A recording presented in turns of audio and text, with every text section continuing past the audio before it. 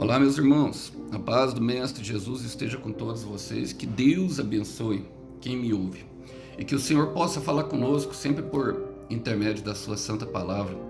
O texto hoje, para nossa breve reflexão, ele encontra-se no Evangelho de Jesus Cristo. Quero ler com vocês o capítulo 9 de Lucas, a partir do verso 46. Diz assim: Os discípulos começaram a discutir sobre qual deles seria o maior. Jesus, conhecendo os seus pensamentos, trouxe para junto de si uma criança pequena e disse: Quem recebe uma criança como está em meu nome, recebe a mim. E quem me recebe, também recebe aquele que me enviou. Portanto, o menor entre vocês será o maior. Que lição valiosíssima de Jesus, não é verdade, irmãos? O contexto aqui era justamente logo depois, assim, eles tiveram algumas experiências, irmãos. Eles foram ao monte. Lucas, ele retrata, nós precisamos entender isso. O evangelista Lucas, ele relata o seu evangelho de maneira cronológica. Ele tenta associar a cronologia do tempo, ou seja, um atrás do outro. Essa é uma característica do evangelho de Lucas. Então o capítulo 9 começa com a transfiguração do monte. Logo que eles descem do monte ali, onde eles viram Elias e Moisés, eles encontram justamente um pai desesperado que está com um menino possuído. E o demônio joga esse menino na água, joga esse menino no fogo, e já tem muito tempo perturbado o menino. E o pai reclama diante de Jesus que os discípulos não puderam expulsar o demônio. E o Jesus dá uma bronca na frente de todo mundo, falando: até quando terei que tolerar vocês, geração incrédula e perversa? A perversidade está ligada à corrupção, e ele associa a falta de fé à corrupção. Logo depois, o Senhor Jesus diz, mais uma vez, prediz a sua morte pela segunda vez. Olha, o Filho do Homem vai ter que sofrer, vai ter que ser entregue na mão dos fariseus. E ali eles não entendiam o significado e tinham medo de perguntar. Mas logo depois vem justamente essa questão, que mostra a imaturidade deles, né? E eu quero fazer algumas aplicações referentes a esse texto, que é de bastante aprendizado. Fala: os discípulos começaram a discutir sobre qual deles seria o maior.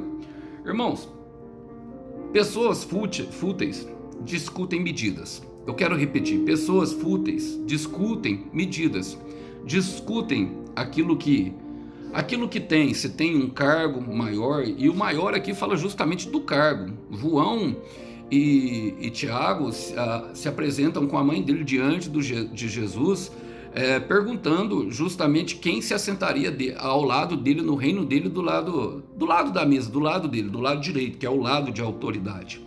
Eles queriam, a mãe deles pedem isso para eles. E normalmente isso vem justamente da nossa criação. Quando fala que a mãe pede, fala justamente da nossa cultura, irmãos. Fala daquilo. Aqui nós somos aquilo que nós temos. Nós somos aquilo que nós conquistamos, os nossos bens, as nossas posses, mas o Senhor não olha para nós dessa forma. Eu tenho trabalhado bastante a questão da essência. É a questão da essência. O Senhor olha justamente para aquilo que nós somos, as intenções do nosso coração, e ele vai falar isso ali na frente. Mas eu quero trazer com vocês um texto que está desde o começo, em Gênesis capítulo 11, que mostra a questão da futilidade humana. Gênesis capítulo 11, versículo 4, fala assim: depois disseram: venham, vamos construir uma cidade com uma torre que chegue até o céu. Assim ficaremos famosos e não seremos espalhados pelo mundo.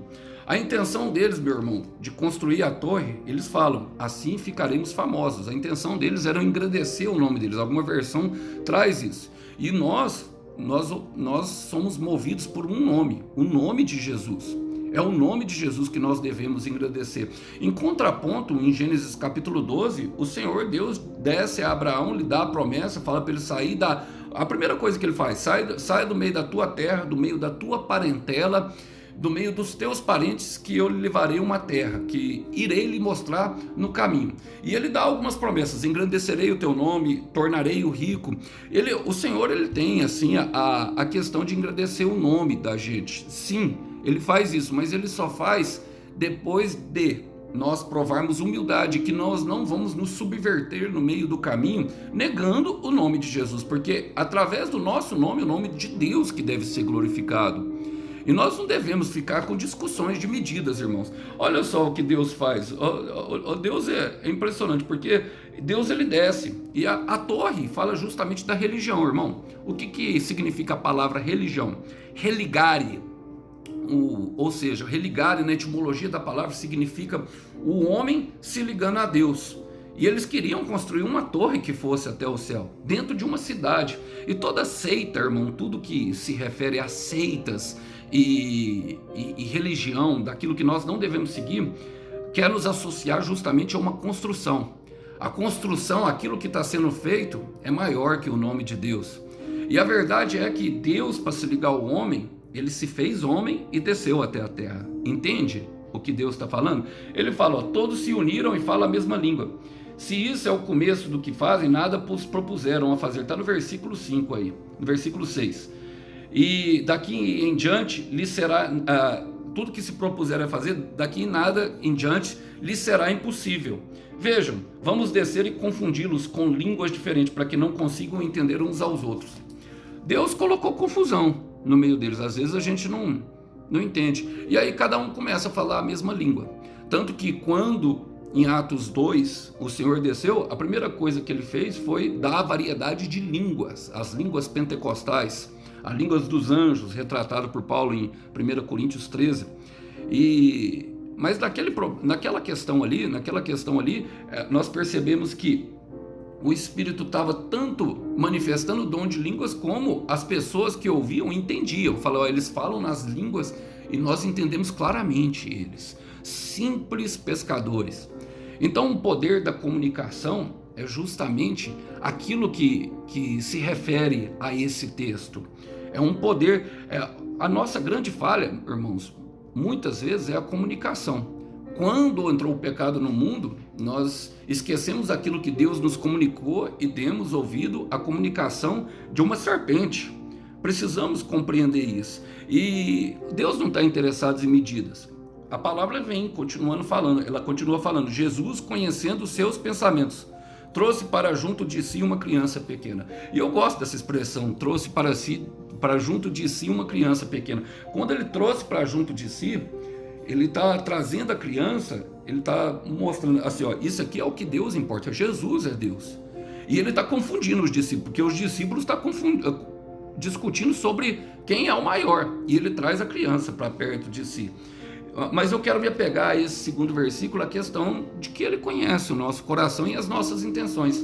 Em Salmo 139, a palavra fala no versículo 1, fala assim, ó, Senhor, tu me sondas e me conheces. É Davi relatando. Ele sabe, Davi era íntimo do Senhor. Ele tinha essa convicção de que Deus olhava para ele o tempo inteiro e que ele sondava o coração e os pensamentos dele. Fala assim, o Senhor me conhece. E irmãos, é isso que importa para nós no final das contas, é que Deus nos faça conhecido. Os homens da Torre de Babel, e assim ela ficou conhecido o nome, porque Deus espalhou as pessoas pelas línguas diferentes, porque não conseguiam mais se comunicar. A grande questão ali era que Deus já não os conhecia mais por aquilo que eles queriam fazer. Ou seja, eles não perguntaram hora nenhuma para Deus se deveriam construir a cidade. Agiram na total independência. Mas Davi não, Davi era um homem totalmente dependente do Senhor. E no versículo 2 ele fala, sabe quando me sento e quando me levanto. De longe percebe os meus pensamentos.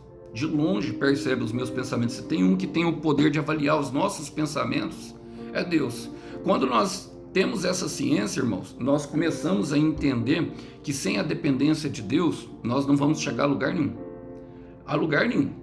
E ele continua falando, eu gosto dessa parte aqui, porque ele fala assim, ó, quem recebe uma criança pequena, ó, ele fala assim, quem recebe uma criança como esta em meu nome, recebe a mim. E quem recebe também, e quem me recebe, também recebe aquele que me enviou. O Senhor Jesus está associando a criança a ele, justamente a união. Salmo 133, o quão bom é que os irmãos vivam em união. Eu quero ler para vocês, eu anotei aqui, alguns sinônimos do verbo receber. Receber significa abraçar, acolher, admitir, adotar, herdar, aceitar, ganhar, cativar, conquistar, granjear. Granjear. Percebe que dentro desses verbos está contido o amor? Não é verdade? Agora, uma criança, irmão, nós precisamos avaliar, porque o Senhor está falando, todos nós somos pequeninos, todos nós fomos crianças um dia. Ele está falando justamente dos jovens que terão visões em Joel, capítulo 2, versículo 28, e da obra que é feita por meio de nós, irmãos. Nós só conquistamos o coração de Deus quando nós realmente aprendemos o caminho do amor. E quer aprender a amar, irmão? Se relacione com uma criança. Agora, a verdade é que existem muitas crianças crescidas, presas em seus traumas, presas em suas feridas. Irmão, quer exercer cura sobre uma pessoa que está passando muita dificuldade, pessoas que estão vivenciando momentos de muito sofrimento, justamente ela deve estar presa a alguma coisa que aconteceu a ela no passado, ou seja, alguma coisa que aconteceu a ela na infância. E a criança fala justamente da infância, e a psicologia diz que existe exatamente cinco práticas que nós devemos adotar para que uma criança se torne um adulto saudável. E é disso que o Senhor está falando. Receber a criança é justamente ganhar ela para Deus, ou seja, para que ela chegue à estatura do varão perfeito. A primeira prática é brincar. Brincar fala justamente de entrar no mundo infantil. Somente crianças brincam, somente crianças se divertem.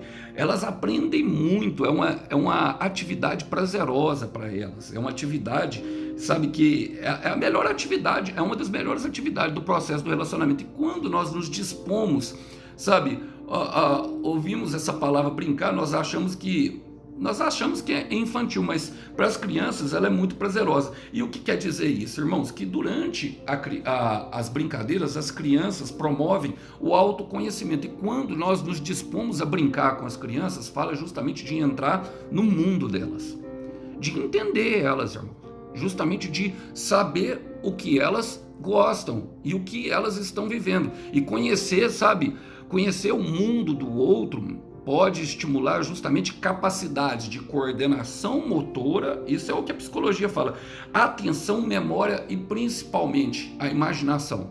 Principalmente a imaginação. O segundo é estar em contato com a natureza. O próprio Senhor Jesus fala isso em Mateus 6, versículo 34, né? Que nós não devemos nos apegar ao mal do dia. Mas antes, no versículo 28, ele vem falando assim, observai as aves do céu. Esse contato com a natureza é muito importante, irmãos, tanto para os adultos como também para as crianças, porque ela traz um benefício justamente de conhecer o meio ambiente. Ela começa a agir com muita dinâmica e promove dentro dela, daquilo que ela precisa, coordenação motora, visão e audição. Afinal, o justo viverá pela fé, e a fé vem pelo ouvir e ouvir a palavra de Deus, trazendo grande aprendizado, irmãos. A terceira prática é justamente ter atenção e diálogo. Tiago fala que nós devemos ser tardios no falar e prontos para ouvir. Irmão, atenção fala justamente de ouvir. Crianças, irmão, ela chega perto de você, eu tenho um Noah, e tem uma fase que é tudo, por quê, papai, por quê, e aquelas perguntas muitas vezes irritam muitos adultos, mas você ter atenção para entender o mundo da pessoa, para você saber o que ela tem, é fundamental para a relação, para que você possa dirigir as palavras certas daquilo. Toda criança é diferente. Toda criança é diferente. Dentro dos diálogos com as crianças, das perguntas delas, elas expressam as suas emoções, os seus medos e as suas inseguranças. E é importante que nós estejamos a tudo para quê? Para que nós possamos assegurar, sabe, e compartilhar as informações corretas a fim de promover o crescimento, irmão. O crescimento, o diálogo é talvez o mais fundamental. Dialogar com a criança, justamente entrar no mundo. A quarta prática é a alimentação saudável.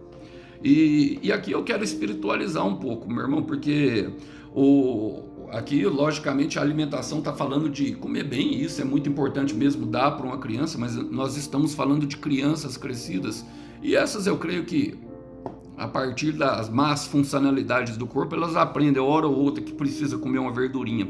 Mas a nossa verdurinha, aquilo que traz vitamina mesmo, é a palavra de Deus. Precisamos entrar, sabe, nós precisamos, além de dar o exemplo de se alimentar da palavra, nós precisamos alimentá-las também com a palavra de Deus. Olha, a palavra de Deus, ela é alimento para a nossa alma e para o nosso espírito. E a quinta prática é ter uma rotina, irmão. A rotina, ela pode parecer estranha, mas a rotina, ela contribui para o desenvolvimento saudável da criança. Ela tem a grande características de justamente trazer para as pessoas a disciplina, que reconhecer que existe limites que não devem ser ultrapassados, e esses limites, eles trabalham justamente o pensamento da criança, que nem tudo ela está disponível, que ela pode fazer. O Senhor trabalha conosco na disciplina, o Senhor trabalha conosco nos limites, e assim nós devemos fazer também. O Senhor é a muralha de fogo em Isaías 2,5, que fala justamente de proteção. A rotina, ela significa proteção, limite e separação. É aquilo que um muro significa, é justamente isso. E passando disso, nós sabemos, o Senhor Jesus fala que quem recebe a criança, recebe a Ele. E quem recebe a Ele, recebe o Pai. Ou seja, todos aqueles verbos que eu falei para vocês lá no começo, de amor, vão estar contidos. Isso é o grande segredo de contido. Nós sabemos que o nosso Deus é um Deus de relacionamento. Podemos perceber isso quando Jesus fala que onde dois ou mais estiverem reunidos em nome dele, ali ele se faria presente. Podemos ver também no começo, em Gênesis 1, quando ele fala, façamos um homem a nossa imagem e semelhança. Ele não fala, eu vou fazer. Ele é o Pai, o Filho e o Espírito Santo que está ali. Façamos, os três. Façamos. Ele fala na Torre de Babel, desçamos e confundamos. Eles são três, é o mistério da Trindade, do nosso Deus, que é único, mas que são três em si só, e que se relacionam entre si, que tem um desejo ardente de relacionamento conosco, meus irmãos. Então, trazer uma criança para perto de si, trazer uma pessoa, discipular alguém, e aqui eu creio que é a essência, discipular alguém, tomar alguém, seja nas orações, pela intercessão, talvez a pessoa não esteja conversando, quando temos contato, podemos ter uma profundidade maior nesse relacionamento, na questão do amor, aprender a amar com as crianças, porque nós aprendemos com elas também. Olha, e aprender a amar e dar amor para eles vai nos nutrir também na caminhada, para que nós possamos ser fortalecidos por esse amor. Eu vejo como na minha relação com o Noah, e eu falo do Noah porque o Noah ainda é criança. Ele fala, eu sou criança, papai. Muitas vezes, quando eu falei não para ele, ele chorava, né, e ficava bravo comigo. Uma vez ele chegou até a falar, eu nem levei em consideração, ele falou, eu não te amo mais, quando eu danei com ele. Mas depois ele veio e pediu perdão. E eu percebo tanto que ele confia em mim para ter direção para a vida dele. Ele me tem como um exemplo mesmo de vida. E eu assumo isso totalmente diante dele, sabe? Muitas vezes eu delegava isso para os outros, e eu entendi que eu precisava, se eu quisesse crescer diante de Deus, assumir as minhas responsabilidades como pai. Não só como provedor de recursos, mas como provedor de carinho e atenção. Ele precisa muito mais disso do que qualquer outra coisa. Logicamente, eu demonstro carinho provendo os recursos que ele precisa, provendo a alimentação, os brinquedos, as roupas, e tudo isso o nosso Pai Celestial faz para nós. Quando nós provemos pelas pessoas, quando nós damos aquilo que elas tanto necessitam, irmão, nós somos amados de Jesus, e sendo amados de Jesus, nós somos amados do meu Pai. Ele fala, aqueles que me amam é os que guardam os meus mandamentos, João 14, versículo 21. E eu quero terminar, porque ele fala, portanto, o menor entre vocês será o maior. Um que entendeu justamente isso foi o apóstolo Paulo. Logo depois de 1 Coríntios 12, ele termina 1 Coríntios 12 com a seguinte frase. Ele fala assim, agora, porém, vou lhes mostrar um estilo de vida que supera os demais. E no 1 Coríntios 13 é a carta do amor.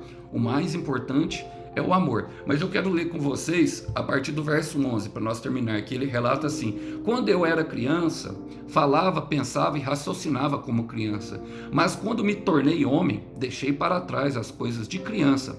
Agora vemos de modo imperfeito, como um reflexo no espelho, mas então veremos tudo face a face.